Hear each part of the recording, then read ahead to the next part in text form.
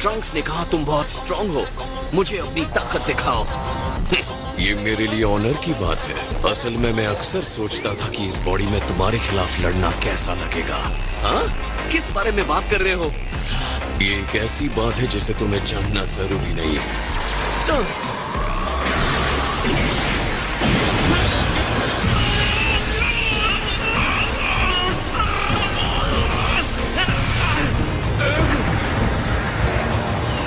तो आज हम क्या देखेंगे? Goku versus Goku? मुझे तो लगा खाना ही ट्रीट था।